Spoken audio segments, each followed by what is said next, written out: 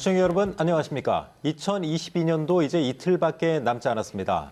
올해는 대선과 지방선거를 거치며 충청권의 정치적 위상이 높아졌고 실제 괄목할 만한 성과도 나타나죠.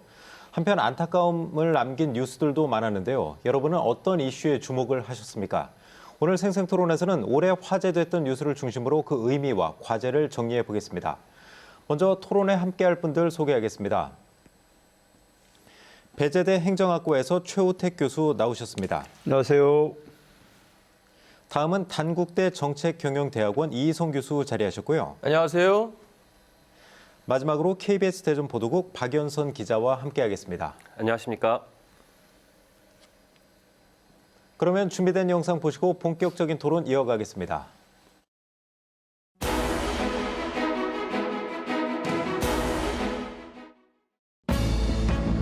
이 충청의 아들 윤석열이 지방선거에서도 충청의 선택은 보수였습니다.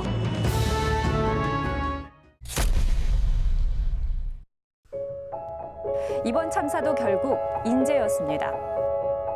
죽은 자가 살아나는 것도 아니고.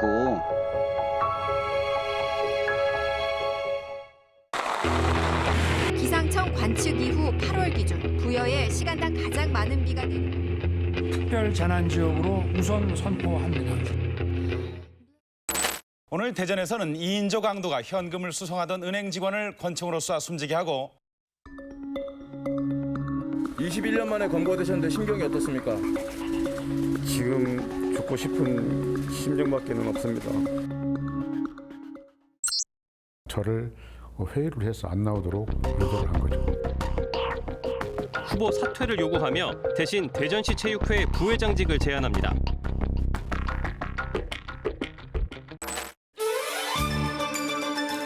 충청권에서의 민심이 대통령의 지지율을 높일 수 있는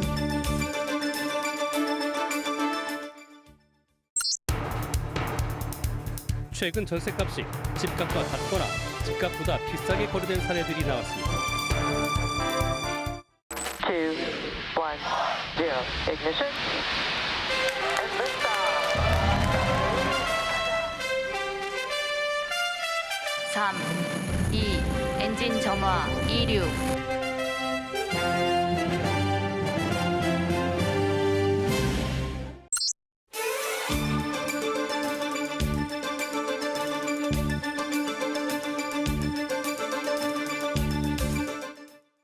George of Megacity Korea.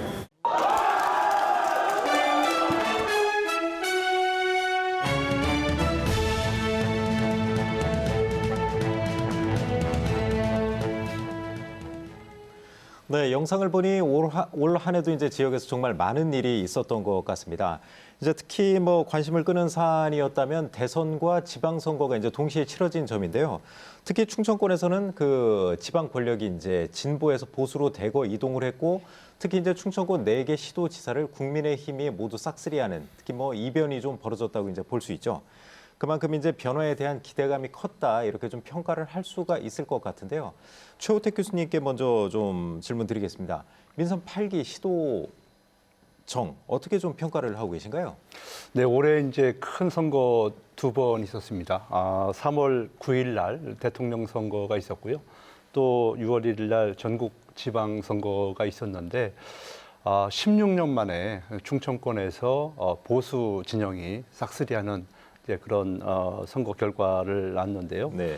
대통령 선거에서도 사실 이제 윤석열 그 당시 후보가 48.6%를 얻었고 또 이재명 후보가 47.8%를 얻었는데 전국적으로 보면 0.8%예요. 근데 이제 충청권에서는 전체 표 차이가 27만 표 정도였는데 네. 충청권에서 14만 표예요. 그러니까 네. 60% 정도를 충청도에서 가져갔다는 거예요. 그렇다 보니까 충청의 아들이라고 얘기하셨던 대통령께서 이제 당선이 되셨기 때문에 앞으로 5년 동안은 우리 지역에 많은 변화가 있을 것이다. 이런 이제 기대들을 하게 되는 것 같고요. 또 하나는 이제 지방선거에서도 마찬가지로 이제 보수 진영이 다 이렇게 싹쓸이를 하게 됐는데, 근데 중요한 것은 지금 현 대통령과 그래도 가까운 거리에 있는 분들이 다 당선이 되셨고 또 그분들이 지난 몇 개월 동안 이제 그 시정 도정을 운영을 하면서 나름대로 또 대통령과의 어떤 친밀한 관계 속에서 또 많은 예산을 확보하기도 하고 또 어떤 뭐 대선 공약이라든지 또 지방선거에서의 공약 이런 것들이 좀 이루어지고 있는 이제 그런 상황도 연출이 되고 있는 것 같습니다. 그래서 우리 지역에서는 아까 말씀드린 대로 16년 만에 찾아온 그런 대변화이기 때문에 나름대로는 또 특히 이제 대통령이 본인이 충청의 아들이라고 얘기를 했기 때문에 많은 기대를 낳게 하는 한 해가 아니었나 하는 생각을 좀 해봅니다. 네. 그 이성 교수님도 간략하게 한번 정리를 좀 해주시죠. 어떻게 좀 보고 계신가요?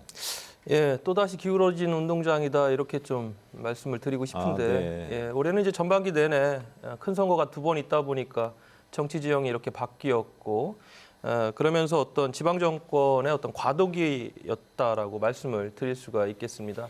이 부분에서 이제 이전 그 민선 7기와의 어떤 행정의 연속성, 또 한편으로는 이제 그 행정의 어떤 단절과 배제도 좀 나타났던 그런 한 해로 기록이 될 것 같고요. 대전 같은 경우는 이장우 대전시장의 경우 취임 직후 허태전 전 시장의 여러 정책들에 대해서 좀 중단을 했지 않습니까? 네. 대표적인 게 온통대전이라든가 또 시민참여 예산제도 좀 축소하는 방향들. 그리고 최민호 시장 같은 경우도 이춘희 전 시장이 이끌었던 실질적인 주민자치 실현을 도입했던 읍면 동장 임용 방식에 대한 시민 추천제도 네. 좀 내부 공무 심사제로 바뀌는 그런 부분이 있었고요. 우리 충남 지사도 역시 김태흠 지사도 이전에 그 양승조 지사가 했던 그 유아교육비 지원과 관련된 부분을 이제 어린이집으로 대신하는 강화하는 이러한 정책들의 변화가 있었고 이 부분들이 긍정적으로 볼 수 있고 또 한편으로는 많은 시민들이 좀 원했던 정치의 협력에 대한 부분들은 좀 아쉬운 것으로 기억될 것 같습니다. 네. 지금 몇 가지 사례를 언급하셨는데 이제 새로 민선 8기 단체장 뽑히신 분들이 사실 전임 이제 단체장의 흔적 지우기 그쪽 부분을 좀 두드러지게 나타내는 측면이 몇 가지가 있어요. 예. 그렇죠? 긍정적인 측면도 있다고 하셨는데 어떤 점에서 그런 게 좋은 건가요? 본인의 이제 개성이 좀 드러났다 그렇게 좀 볼 수 있는 건가요? 예, 무엇보다 좀 역동성 있는 정책들이 좀 와닿는 것들이 있었고요. 그런 것들이 실질적으로 윤석열 정부 체제에서 성과로 이어진 면도 있고 또 한 가지는 이제 하나의 생활 경제권을 통해 가지고 충청권이 이제 발전을 해야 되지 않습니까? 네. 그런 부분에서 충청권 메가시티 조성에 대한 속도감 있는 추진도 조금 기대를 할 수 있을 것 같습니다. 네. 그 최우택 교수님은 어떻게 평가하시는지 좀 궁금한데요. 그 특히 온통대전 같은 경우 이제 허태정 전 시장이 좀 역점 사업으로 추진을 했었던 건데 그 현 이제 이장우 시장 같은 경우는 이제 정부 예산이 지원이 돼도 그 부분은 대폭 축소하겠다 해서 이제 뭐 어려우신 분들 위주로 좀 편성하겠다고 하던데 그런 거 특히 좀 많아요. 대전에서 민선 7기 흔적 지우기가 어떻게 좀 평가하시나요? 글쎄 뭐 지금만 나타나는 건 아니고요. 과거에도 이제 정권이 바뀌었을 때 나타나는 그런 현상이었는데 뭐 다행히 이제 온통대전 같은 경우에는 또 그 국회에서 예산이 좀 이제 230억이 우리 그렇죠. 대전에 이제 배정이 되는 바람에 네. 뭐 이장우 시장 기자회견 하는 거 보니까 아까 말씀하신 대로 이제 어려우신 분들 또 소외된 지역 뭐 이런 것을 위주로 해서 지원을 하겠다고 그러니까요. 그 명맥은 이제 유지가 될 수 있을 것 같고 다만 저도 이제 한 가지 좀 아쉽게 생각하는 것은 주민 참여 예산이 이제 절반 대폭 삭감됐다는 것은 이제 그만큼 주민들이 실질적으로 대의민주주의의 한계를 극복하기 위해서 직접 참여를 했었는데 네. 이제 그런 부분들이 축소된 것은 조금은 아쉬운 측면이 있다 하는 생각을 해봅니다. 그러나 제가 이제 이번에 우리 충청권 이제 보수 진영이 되고 대통령과 같이 코드를 하면서 우리가 이제 긍정적으로 생각해야 될 부분들은 과거에는 대전은 하면 그러니까 이 충청권 하면은 왠지 우리가 가지고 있는 것을 뺏겼던 도시 그리고 네. 우리가 뭔가를 만들어서 제안을 했는데 남들이 가로치는 도시 그렇죠. 또 이런 이미지가 강했는데요. 이번에는 이제 대통령 취임하시고 또 지방 권력이 좀 바꾸면서 예를 들어서 이제 방사청 같은 경우 속도감 있게 그것이 이제 확정이 되지 않았습니까? 네. 그 다음에 또 경찰병원 아산 분원 같은 경우도 그것도 이제 그렇게 된 거고요. 그래서 이런 것들은 과거에 우리 지역에서 보지 못했던 그런 이제 속 시원한 성과들이기 때문에 제가 그래서 아까도 말씀드린 대로 앞으로 참 4, 5년이 상당히 좀 기대가 되는 이제 그런 상황이다 이런 말씀 좀 드리겠습니다. 지금 최우택 교수님께서 이제 얼핏 언급을 좀 간략하게 이제 하셨는데 그 민선 8기 이제 출범 이후에 이제 지역 균형 발전 이끌 그 굵직한 사업들이 이제 결정이 되면서 상당히 좀 지역에 이제 활기를 불어넣고 있다 이런 평가가 나오고 있습니다. 그 박연선 기자님 한번 간략하게 정리를 해주시죠. 어떤 게 좀 대표적으로 있을까요? 네, 말씀을 먼저 해주셨으니까 이거 먼저 말씀을 드릴게요. 충청권의 굵직한 기관들을 유치했는데요. 먼저 윤석열 대통령의 공약으로 지역사회 기대를 모았죠. 방사청 같은 경우에는 지난 11월에 국가균형발전위원회에서 원안이 통과되면서 2027년까지 현재 경기도 과천에서 대전 정부청 산의 신축청사로 이전하게 됩니다. 네. 연간 16조 7천억 원의 예산을 집행하는 메머드급 기관인데요. 대전의 국방과학연구소나 방산기업 등과 시너지를 낼 것으로 기대되고 있습니다. 최근에는 아산의 국립경찰병원 분원 유치도 결정됐습니다. 사실 이 역시 윤 대통령의 공약이었기 때문에 지역민들은 큰 어려움 없이 유치할 수 있을 것이다 이런 기대를 했던 것도 사실인데요. 다만 이게 전국 공모 사업으로 추진되면서 어려움이 있었습니다. 그렇죠. 다행히 아산에 있는 경찰 인재개발원 유휴지에 짓기로 결정이 되면서 지역 발전에 긍정적인 영향을 줄 것으로 평가받고 있습니다. 그리고 국가적인 성과죠. 지난 6월 21일에는 한국형 우주발사체 누리호 발사에 성공했는데요. 발사 후에 약 13분 만에 목표 궤도인 700km에 올라섰고요.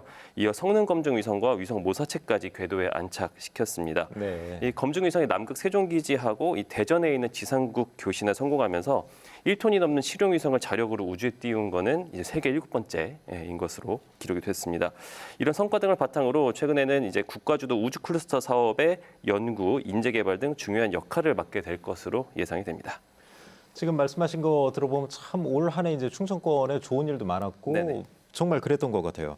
여기 이제 하나 더해서 그 하계 세계 대학 경기 대회 유치 이 부분도 사실 좀 이제 불투명하게 보는 분들이 많았었는데 이것도 좀 우리가 성공하지 않았습니까 유치에? 네, 이게 충북까지 포함한 아까 메가시티 말씀하셨는데요. 충청권 4개 시도가 2027 세계대학 경기대회를 공동으로 유치하게 됐습니다. 최종 투표에서 유력한 것으로 알려졌던 미국 노스캐롤라이나주를 큰 차이로 따돌렸는데요. 네. 150개 나라 15,000여 명의 선수들이 방문할 것으로 예상돼서 관련 인프라 개선이라든지 지역 발전에 도움이 될 것으로 보입니다. 네. 저는 이제 네, 그게 이제 세계 대학 선수권 대회가 이제 어떤 의미가 있는가 하면, 그러니까 이것도 이제 유치한 것도 의미가 있지만 네. 사실은 우리가 지금 나가야 될 방향이 충청권 메가시티잖아요. 네. 거기에 이제 어떻게 보면 첫 번째 성과라는데 큰 의의가 있는 거고, 이제 이것을 통해서 앞으로 우리 사계 시도지사들이 자주 만나게 될 거고요. 그다음에 이제 이것이 성공을 하기 위해서는 각각의 인프라도 구축을 해야 되지만은 각 지역을 연결하는 도로라든지 기차라든지 이런 것들도 이제 계속적으로 확충되는 작업들이 좀 필요하거든요. 네. 그래서 이것을 계기로 해서 국가로부터 많은 예산을 확보할 수 있고 또 충청권 메가시티를 좀 더 앞당겨서 우리가 갈 수 있다는 그런 의미가 있기 때문에 이 부분은 상당히 좀 중요하게 저는 생각하고 있습니다. 네. 말씀하신 대로 이제 세종시 같은 경우 이제 종합운동장이 이제 아직 없지 않습니까? 네. 그래서 이제 이번 대회 계기로 이제 종합운동장 건립의 속도를 좀 내려고 했었는데 다행히도 이번에 예산이 좀 반영이 돼서 세종시에서는 아주 환영 입장을 그렇게 또 밝히기도 했더라고요. 그러니까 이제 예산이 왜 중요한가 하면 사실은 모든 정책이라고 하는 것은 예산이 수반돼야 돼요. 네. 예산이 없으면 그건 아무것도 아닌 거예요. 근데 이제 아까 얘기한 대로 2027년에 이 대회를 성공적으로 하기 위해서는 대전에도 지금 이제 또 스타디움을 다시 좀 해야 되는 문제가 있고요. 네. 그다음에 이제 세종에도 지금 폐막식 있는 세종 같은 경우도 그게 절실하게 필요한데 그렇죠. 이번에 이제 첫 단추로다가 2억 정도 반영은 맞습니다. 된 거잖아요. 예, 예. 됐는데 이것이 2억이 돈이 중요한 건 아니고요. 네. 일단 국가가 관심을 가지고 지원하기 시작했다. 그러면 더 이상 뺄 수가 없는 거거든요. 네. 이제 그런 시발점이라고 하는데 큰 의의가 있다. 이렇게 보시면 될 것 같습니다. 예. 지금 이제 긍정적인 소식들 전해주셨는데 이제 한번 정치권 얘기로 좀 넘어가 볼게요. 그 KBS 이제 단독 보도로 드러났던 사항인데 그 소철모 대전 서구청장이 서구체육회장 선거에 개입하려고 했다 이런 정황이 담긴 녹취록을 KBS가 이제 단독 보도를 했고요. 지금 정치권에서도 아주 이 문제 때문에 좀 시끌시끌하죠. 그리고 최근에 이제 서구체육회장에 출마했던 후보자들이 낙선했던 분들이 이제 이의 신청을 좀 제기하기도 했고요. 그 오늘 토론회 출연한 이제 KBS 박연선 기자 아주 이 부분을 단독 보도했던 당사자죠. 네, 수사 상황을 한번 좀 정리를 해주시죠, 지금까지. 네, 뭐 간략하게 일단 내용을 다시 한번 정리해드리면요. 네. 이 서철모 서구청장하고 서구체육회장 선거에 출마했던 전 대전시 의원이죠. 김경시 후보의 녹취록을 입수해서 단독 보도를 이어왔는데요. 사실 이 자리에서 서구청장이 김 후보자에게 대전시 체육회 부회장직을 제시하면서 뭐 불출마 권유를 한 정황들이 반복적으로 구체적으로 상당히 제시가 됐었습니다. 이거는 사실 후보자 매수에 의한 위탁선거법 위반 혐의가 네. 있어요. 그래서 선관위가 보도 직후에 바로 조사를 시작했고요. 현재는 혐의 입증이 충분하다고 보고 경찰에 고발한 상황입니다. 네. 경찰 역시 이 사안을 받아서 사실은 처음에 선관위가 둔산경찰서에 고발을 했어요. 하지만 지금은 대전경찰청 반부패 수사대로 사건을 이첩해서 수사력을 확대한 상황입니다. 네. 그리고 이제 이 녹취록에 보면은 서구청장이 계속해서 이장우 시장과 이승찬 대전시 체육회장을 언급하거든요. 공모를 했다고 계속 주장을 했기 때문에 이에 대해서도 주요 쟁점으로 삼아서 경찰에서 수사를 할 것으로 보입니다. 그리고 이 서 청장이 김 후보 말고도 이종웅 후보 현재 이제 회장 대행인데요. 이분에게도 불출마 권유를 한 것으로 확인이 됐고 관련 내용도 지금 신고가 된 상황입니다. 말씀하신 것처럼 공교롭게 이 두 후보 모두 낙선하고 말았어요. 네. 현실적으로 서구청장이 어떻게 보면 지지했던 후보가 당선돼서 앞으로 더 이게 논란이 계속될 것으로 보이고요. 지금 후보 둘 모두 결과를 받아들이지 못한 채 선거 불복한 상황이고 선관위하고 체육회에 신고를 한 상황입니다. 그리고 현재 체육회 사무국장과 이사회 등이 각각 고발과 기자회견을 하는 등 집단적인 반발 움직임도 감지되고 있습니다. 네. 이제 KBS 보도로 드러낸 사실이 이제 그 녹취록의 내용이 만약에 사실이라면 사실 후보자를 매수하려고 하는 행위는 아주 중대 범죄에 그렇죠. 해당하잖아요. 네. 그래서 이제 뭐 공정성이 중요할 것 같긴 한데 그쪽에서도 반론은 있을 것 같습니다. 그쪽에서 뭐라고 주장을 하는 건가요? 네, 당시 이제 서철모 청장을 가서 만났는데요. 서 청장의 입장은 이거였습니다. 내가 부회장직을 주겠다고 말은 한 것은 맞지만 네. 이것은 뭐 이장우 시장이나 대전시 체육회장하고 공모한 것은 아니다. 이게 첫 번째 해명이었고요. 좀 과장된 발언이었다. 네. 이런 해명이었습니다. 그리고 자신이 부회장직을 실제로 이렇게 약속을 받고 제시한 게 아니라 뭐 자기가 좀 친하다고 하더라고요. 이장우 시장이라든지 뭐 체육회 회장하고 좀 친하기 본인의 때문에 주장이죠. 네, 나중에라도 좀 이렇게 내가 해서 부회장 자리 하나 정도는 줄 수 있지 않을까 생각해서 그런 제시를 했다고 하더라고요. 물론 그건 본인의 주장이고요. 네. 지금 녹취나 여러 가지 정황을 봤을 때는 지금 선관위도 그렇고 혐의 입증에 문제가 없다 이렇게 보고 있기 때문에 앞으로 수사 결과를 좀 지켜봐야 될 것 같습니다. 근데 궁금한 점이 좀 있습니다. 이제 저희가 KBS가 이 보도를 계속할 때 주변 분들이 많이 물어보셨는데 체육회장 같은 경우는 사실 무보수 명예직 그렇죠. 아닌가요? 예. 근데 왜 이런 자리에 그렇게 여러분이 서로 체육회장을 하려고 하고 거기에 정치권은 왜 개입하려고 하는지 이 부분에 대해서 궁금해하시는 분들이 많은 것 같은데 네네. 이유가 뭔가요? 뭐 사실 두 분 교수님이 더 잘 아시긴 할 텐데 제가 설명을 드릴게요. 체육회장의 이번이 민선 2기거든요. 사실 2년 임기의 체육회장은 무보수 명예직이에요. 네. 말씀하신 대로. 하지만 임명할 수 있는 체육회 자리가 뭐 부회장, 고문, 이사 이렇게 50여 개에 달하고요. 대전시 체육회 같은 경우에는 예산도 250억 원으로 적진 않습니다. 네. 그리고 수십 개의 종목단체 그리고 읍면동 체육회 등으로 연결돼 있어요. 그래서 특유의 조직력, 단결력을 가지고 있어서 이 지자체장의 선거 조직 역할을 해왔고요. 지금까지 네. 해왔고 할 수 있고 또 체육회장을 발판 삼아서 실제로 본인 스스로가 정치 쪽으로 진출하신 분들도 계시기 때문에 뭐 정치인에게는 체육 이상의 가치가 있는 것으로 판단이 됩니다. 하지만 또 예산의 80% 이상을 또 지자체에 의존하고 있는 것이 현실이에요. 그래서 예산 편성, 결산을 모두 단체장에게 보고할 의무가 있고요. 또 공공체육시설 역시 대부분 지자체의 관할로 있기 때문에 정치권과 거리 두기는 사실상 어려운 게 현실입니다. 이성 교수님은 좀 어떻게 보시는지 궁금한데 이제 민주당에서는 이제 서 구청장의 사퇴를 촉구하고 있고 플래카드도 이제 대전 도심에 많이 걸어놨더라고요. 네. 그 제도상 좀 허점이 있지 않았나 싶긴 한데 어떻게 좀 보세요? 글쎄요, 정치인의 어떤 그 언행에 대한 부분, 말의 가벼움은 참 문제이고 특히나 본인이 했던 말에 대해서 다시 번복을 하면서 약간 거짓말 논란도 있었던 것이 네. 더 큰 문제이고 2020년 국민체육진흥법 개정에 맞춰서 도입된 시도 및 시군구 체육회장 선거는 이제 단체장이 관행적으로 겸직하던 관선 체제를 민선으로 돌리겠다는 거 아니겠습니까? 그렇죠. 이러한 제도의 변경 이면에는 말씀하신 대로 체육의 근본적인 지능이라든가 발전보다는 그에 따른 정치적 셈법이 더 크게 작용을 했기 때문에 그런 부작용을 막겠다고 이렇게 법이 바뀌어서 적용을 했던 것인데 불과 얼마 되지 않아서 이렇게 단체장이 선거에 개입했다. 상당히 심각하고 위탁선거법 위반을 해서 좀 강합니다. 처벌이. 네. 벌금도 3천만 원, 또 징역도 3년 이하. 물론 이제 그 부분에 대해서는 경찰 조사가 진행이 되기 때문에 어떤 결론이 날지 모르겠지만 제도의 문제라기보다는 이것을 인식하고 있는 그런 어떤 정치인, 특히 단체장들의 문제가 더 크지 않는가 싶고요. 이러한 부분들을 법을 먼저 지켜야 되고 원칙을 준수해야 되는 공직자의 신분, 특히 선출된 권력이 그 부분을 굉장히 간과하고 가볍게 느낀다는 게 더 큰 문제인 것 같습니다. 아무튼 이런 부분에 대해서 만약에 이제 잘못된 점이 있으면 엄하게 이제 단죄를 해서 다시는 이런 일이 좀 없도록 반드시 바로 잡아야 될 필요성이 있을 것 같습니다. 최호택 교수님도 이 사안 많이 접하셨을 것 같은데 어떻게 네. 좀 보고 계세요? 글쎄요, 이제 있어서는 안 되는 일이 우리 지역에서 이제 발생을 했고, 네. 그래서 아마 전국적으로 정말 좀 큰 뭐라고 그럴까요, 좀 이렇게 좋지 못한 그런 선례를 남긴 것 같아서 상당히 좀 안타깝게 생각을 합니다.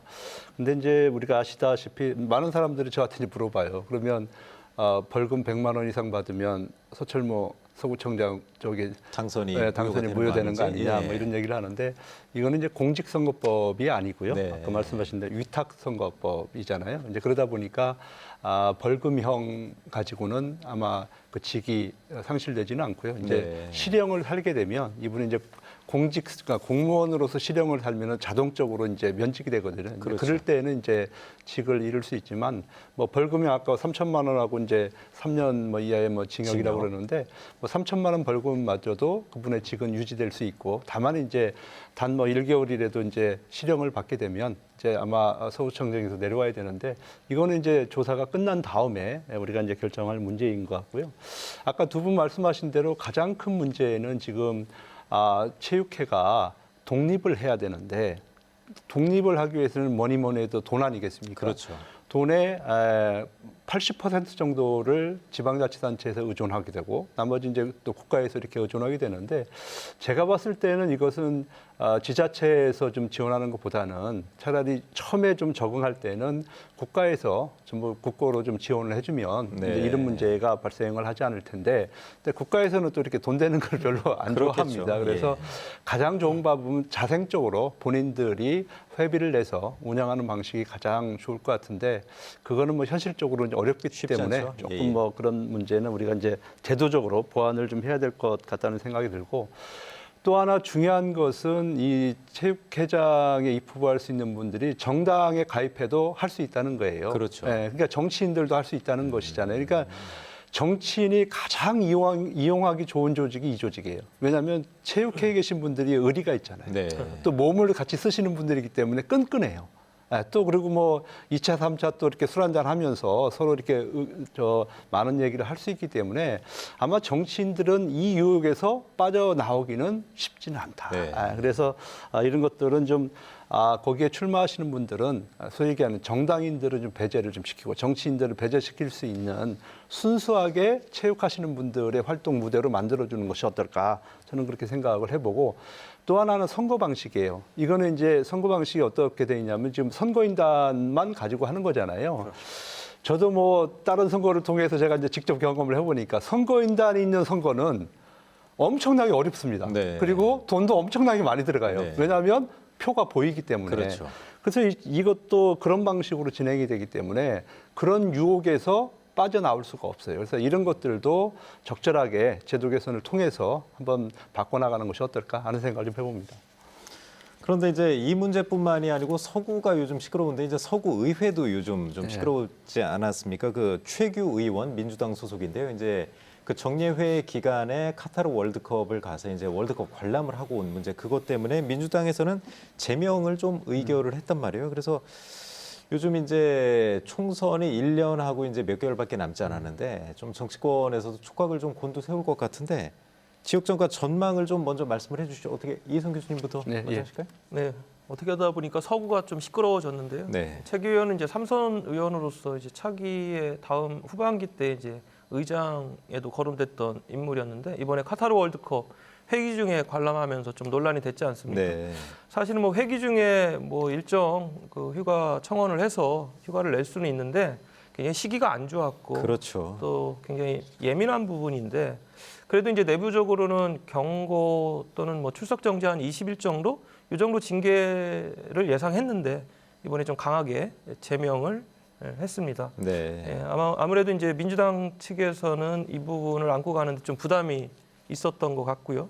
또 내부적으로는 좀 총선을 앞두고 뭔가 좀 흐트러진 전체적인 당내 흐름들을 좀 다잡으려고 하는 기강잡기라는 그런 어떤 분석도 있긴 한데 어찌됐든 지금 대전에 이제 기초의원들이 의정부 인상으로 좀 여론도 따가왔는데 이러한 시점에서 이러한 부분이 맞물리다 보니까 좀 눈살을 찌푸렸던 그런 사건으로 기억될 것 같습니다. 네. 그 최우태 교수님도 그 제명 의결 이 정도까지는 예상을 못하셨을 것 같은데 어떻습니까? 저는 지금 이제 현재 그 대전 서구의 윤리자문위원회 참여를 하고 있습니다. 그러시군요. 그래서 처음에 저희가 이제 그 최규 의원 출석 시켜놓고 이제 뭐 해명도 듣고 이렇게 했었는데요.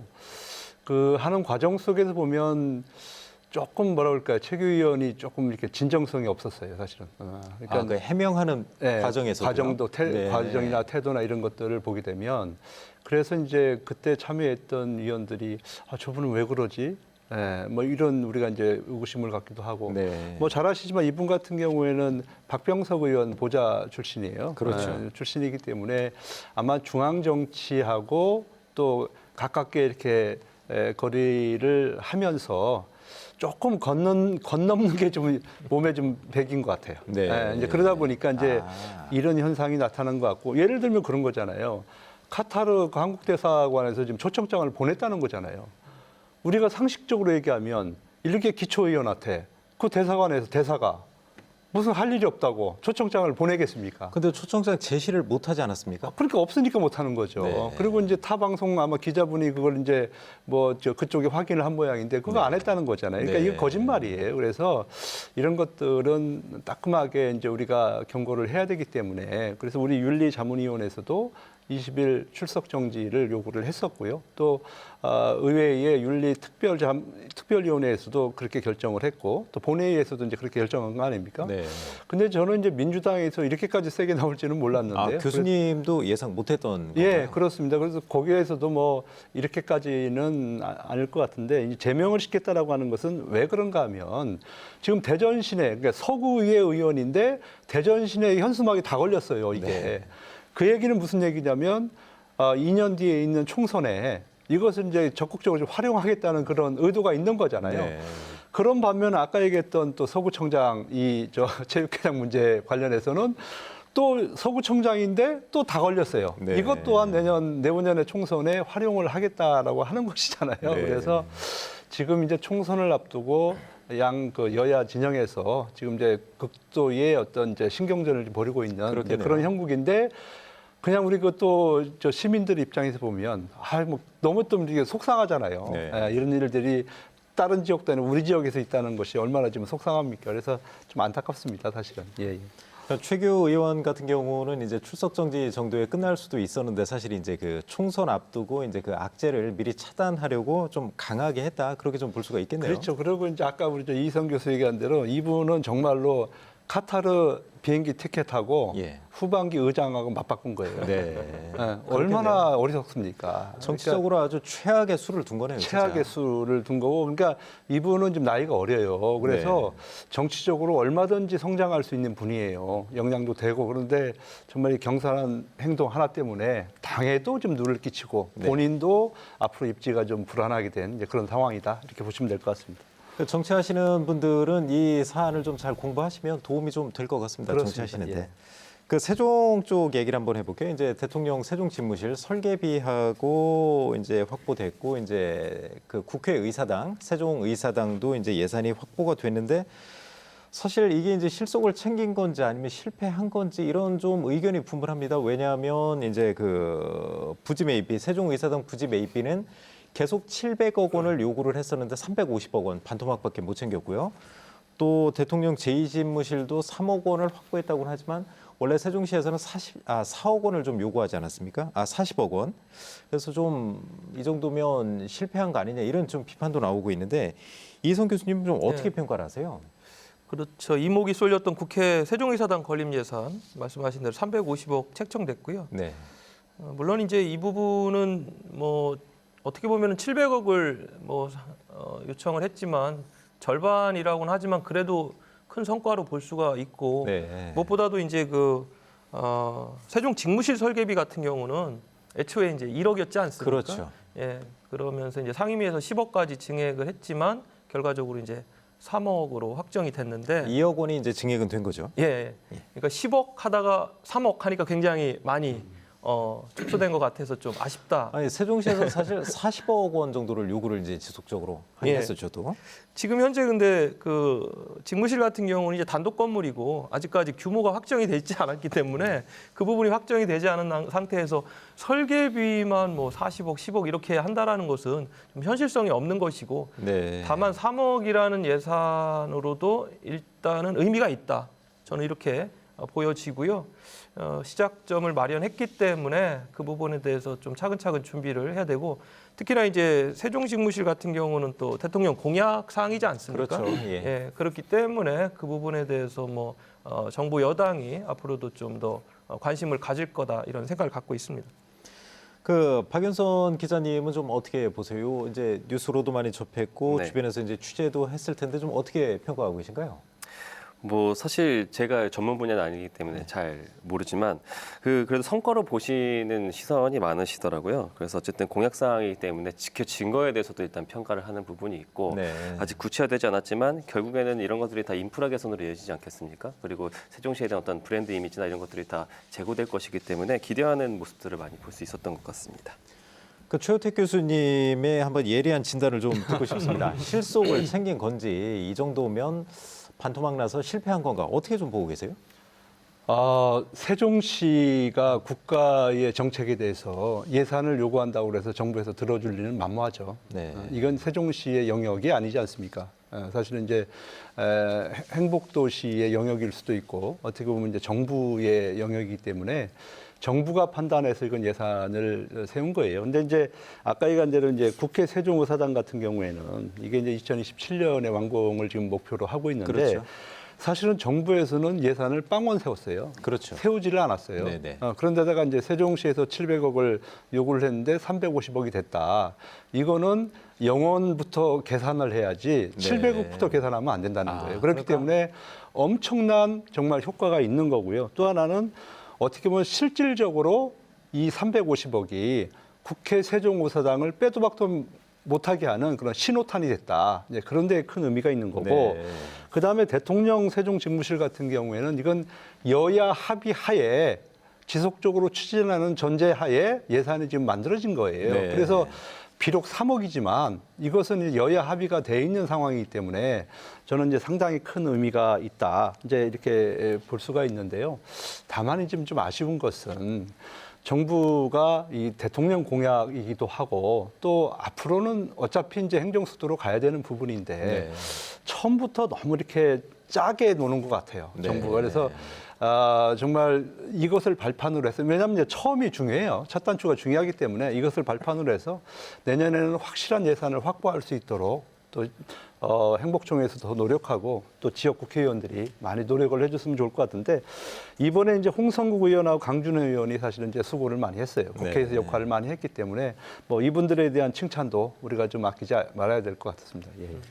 그 최 교수님은 아무튼 이제 좀 생각했던 것보다는 이제 규모는 적지만 아무튼 일단 확보를 해서 사업이 출발할 수 있다. 예. 그 부분에 이제 큰 의미가 있다. 그 말씀을 하신 거죠.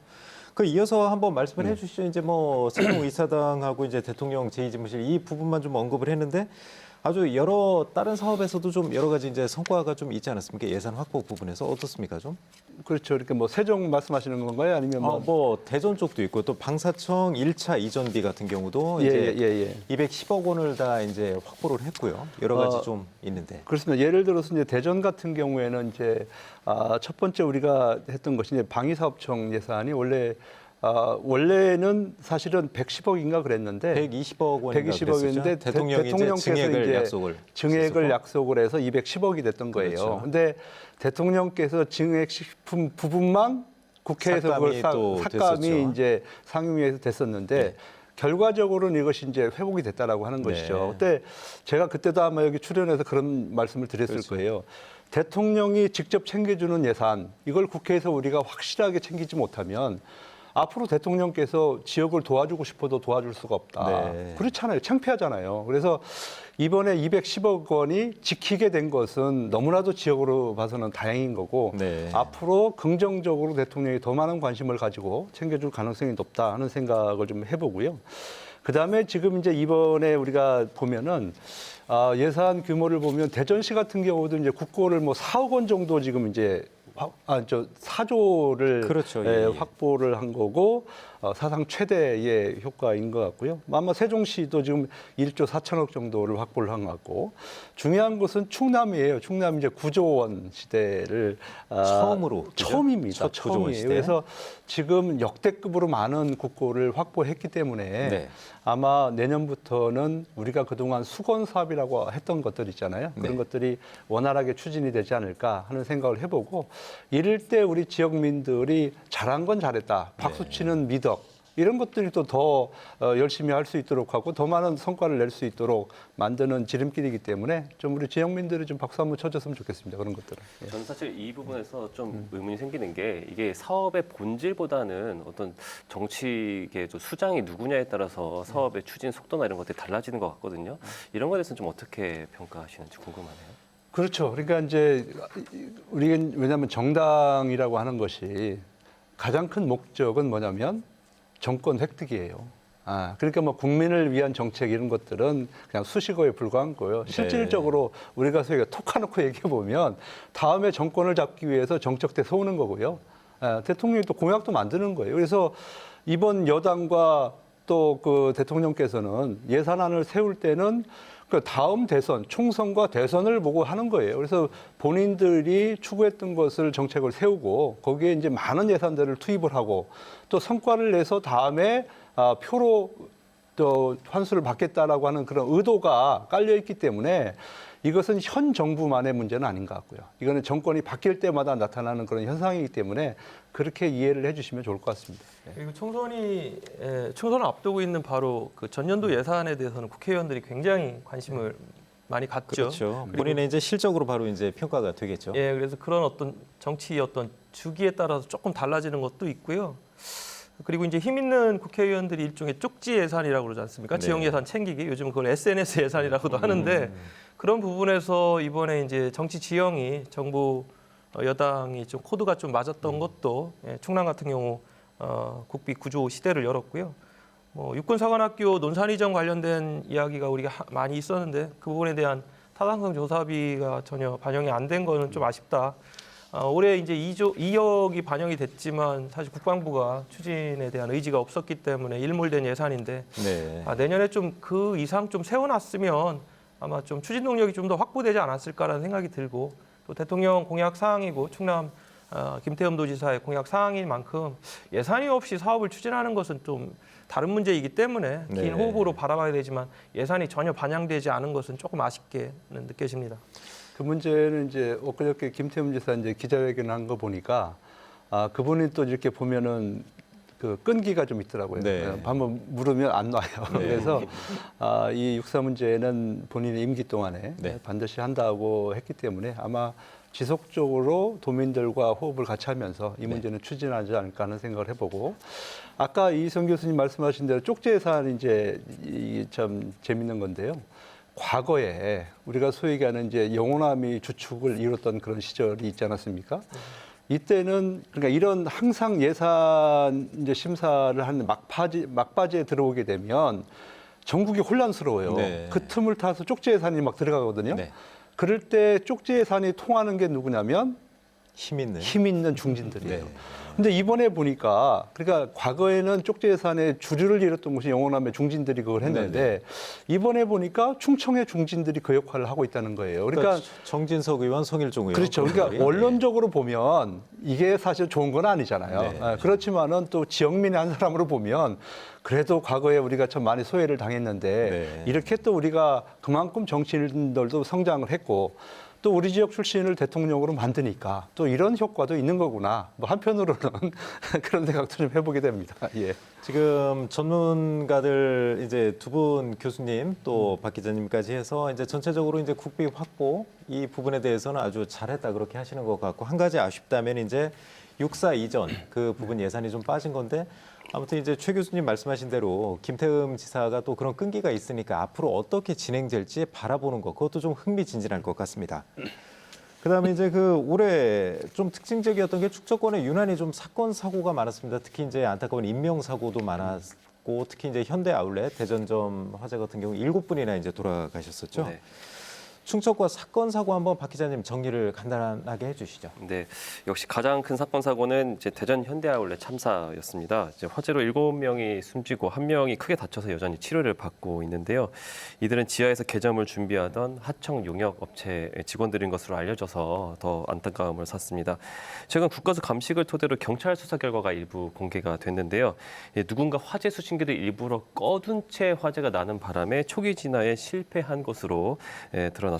결국 인재라는 말이죠. 네. 이 수사가 길어지면서 이제 부가적인 피해도 눈덩이처럼 불고 있는데요. 이 입점 상인들하고 인근 상인들은 피해가 말도 못합니다. 지금 재개장만 바라보면서 속을 태우고 있는데 이 직접적으로 피해를 본 점주와 직원만 1,200명에 달할 것으로 네. 예상이 됩니다. 현대아울렛 측으로부터 일부 피해 보상금 명목으로 긴급 생활지원비를 받긴 했는데 뭐 대부분 직원은 실업급여를 받고 퇴사를 하거나 다른 직장으로 옮겼고요. 지금 점주들은 식당 같은 데서 아르바이트하면서 생계를 유지하고 있는 현실입니다. 아직 재개장 일정이 뚜렷하게 나오지도 않았는데요. 네. 이 업계 관계자들은 내년 여름을 재개장 일자로 예상하고 있어서 당분간 어려움은 이어질 것으로 보입니다. 또 앞서 8월에는 21년 전 대전에서 발생한 국민은행 강도살인 사건의 피의자가 검거됐습니다. 네. 경찰의 과학 수사가 발전하면서 당시 유류품이었던 손수건에서 범인의 DNA가 발견된 건데요. 빛이 있으면 어둠이 있죠. 사실 저희가 단독 보도를 계속 이어드렸는데 당시 용의자로 몰렸던 무고한 청년 3명. 이 KBS 보도를 통해 세상에 나왔습니다. 당시 뭐 부당했던 수사 상황 등을 얘기를 했고 억울함을 호소했고요. 경찰은 21년 전 부실 수사를 결국 인정하고 공식으로 사과하는 지경에 이르렀습니다. 이 부분은 KBS 보도를 통해서 이제 사건 초기 용의자 3명이 억울하게 좀 그 용의자로 지목됐다는 거 강압 수사에 의해서 네. 그리고 결국 이제 KBS 연속 보도를 통해서 경찰이 이제 공식 사과까지 그렇죠. 이끌어낸 그런 측면이죠. 또 좀 뭐 소개해줄 만한 사건 사고가 있었나요? 또 그 부여 청양 예. 그쪽 폭우도 피해가 컸었잖아요. 그렇죠. 사건 사고도 많았고 폭우 폭설 이렇게 자연재해도 많았는데요. 부여에서는 8월 이제 시간당 110mm에 이르는 폭우가 내리면서 일대가 특별재난 지역으로 선포됐습니다. 뭐 주민들은 태어나서 이런 비를 처음 봤다 이렇게 말할 정도였고요. 저도 현장에 있었거든요. 뭐 집 수채가 무너지고 웬만한 돌들은 그냥 굴러 내려오는 상황이었습니다. 뭐 소가 그냥 죽어서 돌에 깔려 죽어 있는 것도 보이고요. 당시에 다리가 끊기면서 이제 트럭에 타고 있던 남녀가 실종돼서 결국에는 숨진 채 그렇죠. 발견되는 일도 있었습니다. 뭐 그런가 하면 최근 서천에서는 이제 이틀 동안 37cm가 넘는 폭설, 눈이 예. 내렸어요. 이제 17년 만에 폭설이라고 하는데요. 네. 대전과 세종, 충남에도 많은 눈이 내리면서 빙판길 사고가 잇따랐고요. 숨지는 사고들, 인명 피해들이 많이 나면서 자연재해 앞에 인간이 겸손해지는 그런 일들이 많았던 한 해였습니다. 그러니까 올해는 이제 이틀밖에 안 남았는데 이제 이틀 동안은 특별한 사건 사고 또 자연 재난 없이 좀 조용히 넘어갔으면 좋겠습니다. 네. 그 오늘 이제 충청권 이슈 올 한해 이제 시끄러웠던 그 충청권 이슈 중심으로 좀 지금 토론을 진행을 하고 있는데요. 한번 전문가들은 오늘 이제 10대 뉴스 KBS 대전 보도국이 선정한 10대 뉴스 외에 다른 어떤 이슈를 좀 꼽고 계신지 한번 여쭤보겠습니다. 최 교수님, 그 다른 어떤 이슈가 또 있었을까요? 저는 이제 지방자치를 전공하는 학자 입장에서 보면 올해 대전시에 UCLG 세계 총회가 있지 않았습니까? 이건 이제 성과를 보니까 경제적 효과만 714억 원 정도가 된다라고 보도가 있었고요. 147개국 576개 도시가 참여를 했습니다.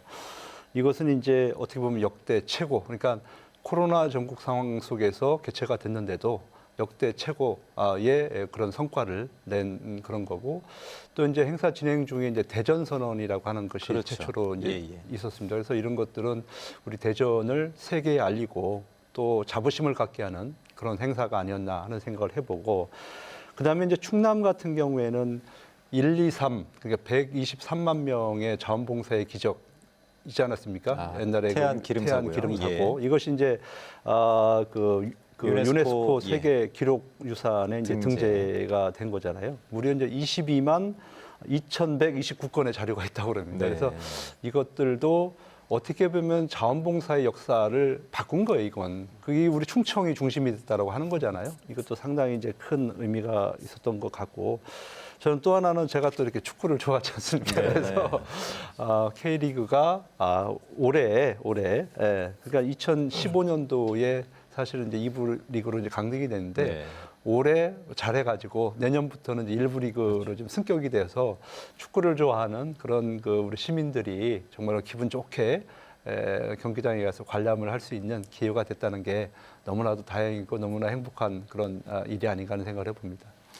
그 말씀하신 UCLG 총회는 이제 개막 전까지만 해도 개최 참가국이 너무 없어서 좀 어렵다 그런 얘기가 나왔었는데 아무튼 그걸 딛고서 성공했다는 점 아주 좀 칭찬을 할 만하고요. 칭찬해야 됩니다. 네.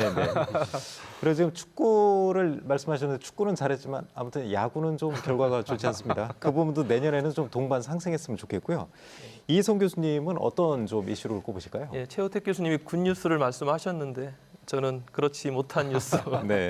바로 부동산 폭락입니다. 우리 지역 특히 세종시를 중심으로 우리가 고금리 고물가로 인한 그런 어떤 좀 악재였죠. 우리가 뭐 매일 금리를 이렇게 들여다보고 그거에 민감하게 대응한 적이 언젠가 싶습니다. 예, 미국 연준의 발표, 빅스텝, 자이언트 스텝, 우리 또 한국은행에서 발표했던 그런 숫자에 이렇게 가슴 졸였던 시대가 언제인가 싶고요. 특히나 이제 영골족이라고 그러죠. MZ세대를 중심으로 마지막 부동산을 매입했던 세대에게는 올 한 해 가장 가슴 아픈 그런 부분이 바로 부동산 폭락이지 않을까 싶고, 고금리에 고통받고 있는 그런 것도 올해 좀 지역을 또 물론 이제 대한민국 전체적인 현상이긴 하지만 내년도 상반기까지 이러한 부분이 이어진다는 것도 썩 좋은 뉴스는 아닙니다만은 이러한 부분을 또 슬기롭게 잘 이겨내는 것 역시 새로운 한 해를 준비하는 또 희망으로 봐야 되지 않을까 싶습니다. 교수님 이제 부동산 문제를 말씀하셨지만 전국적으로 지금 부동산 시장은 안 좋긴 하지만 그 중에서도 많이 올랐던 또 세종시 또 대전 같은 경우도 이제 부동산 안 좋고요. 이런 게 이제 뭐 실거주자들 입장에서는 어쩌면 기회가 될 수도 있죠. 이제 내 집 마련의 기회가 될 수도 있지만 또 이제 젊은 층에서 이제 신혼부부나 그런 분들이 과도하게 대출을 일으켜서 이제 사셨던 분들한테는 경제적으로 타격이 되니까 사회 전체적으로는 아무튼 급등하는 것도 안 좋지만 급락하는 것도 분명히 부작용이 생길 것 같습니다. 부동산은 항상 연착륙이라는 이야기를 많이 쓰지 않습니까? 자연스럽게 오르고 자연스럽게 내려야 되는데 아마 이제 코로나라는 그런 어떤 상황 속에서 금리에 대한 그러니까 돈을 뭐 사실은 그 부양한다고 헬리콥터로 풀듯이 이렇게 푼 거에 대한 좀 이제 그 과정들이 나오는 것 같은데요. 아무튼 부동산 사신 분들에게는 희망을 드리고 싶네요. 이번에 이제 다행인 것은 그래도 우리가 이제 그동안에 우리 충청 지역이 조정 지역으로 많이 묶였었잖아요. 근데 규제가 다 규제가 해제가 됐고 다만 이제 금리 때문에 이것이 이제 활성화가 안 되는 측면이 있을 것 같은데 저는 우리 젊은 분들 특히 이제 연끌을 통해서 부동산을 구입하신 분들 이분들 사실 공부한 거예요. 학습한 거예요. 그렇기 때문에 우리가 꼭 뭐 나쁘게만 볼 수 있는 건 아닌 것 같고요. 이런 걸 또 해서 앞으로 좋은 결과가 있으면 좋겠습니다. 네, 알겠습니다. 오늘은 저희 연말을 맞아 이제 연간 이슈 진단으로 함께했는데요. 생생토론은 내년에도 활발한 논의의 장이 열릴 수 있도록 더욱 노력하겠습니다. 그 준비한 세 분 모두 수고하셨고요. 한 해 동안 시청해주신 여러분 정말 고맙습니다.